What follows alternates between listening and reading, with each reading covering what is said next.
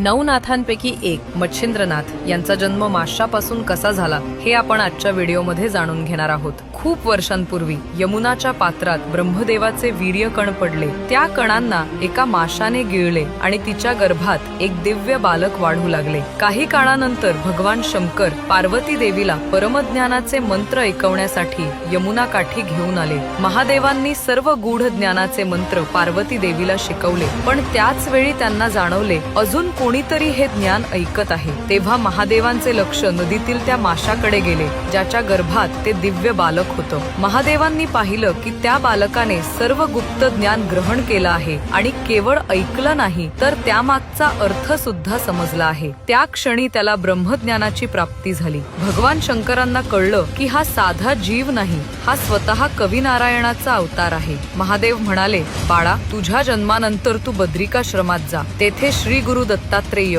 तुला पुढील ज्ञान देतील। असं सांगून महादेव आणि पार्वती तेथून निघून गेले। काही काळानंतर त्या माशाने किनाऱ्यावर एक अंडे दिलं। त्या अंड्यातून तेजस्वी बालकाचा जन्म झाला। एक कोळी तो बालक देवरूप समजून घरी घेऊन गेला आणि त्याचा सांभाळ करू लागला। त्याचा जन्म माशापासून झाला होता, म्हणून लोकांनी त्याला मच्छिंद्र असं नाव दिलं। मच्छिंद्राने वयाच्या 5व्या वर्षापर्यंत आई वडिलांची खूप सेवा केली, पण नंतर त्याने घर सोडलं आणि हिमालयाकडे प्रस्थान केलं। तेथे त्याने कठोर तपश्चर्या केली आणि त्याच वेळी श्री दत्तात्रेय प्रकट झाले। महादेवांनी सांगितल्याप्रमाणे त्यांनी मच्छिंद्रांना योग, तत्वज्ञान आणि सिद्धविद्या यांसारखं अनेक दिव्य ज्ञान दिलं आणि पुढे जाऊन हाच दिव्य बालक नवनाथांपैकी एक श्री मच्छिंद्रनाथ बनले। कलियुगात धर्माची पुनर्स्थापना करून त्यांनी सिद्ध योगाचा प्रचार संपूर्ण जगभर केला।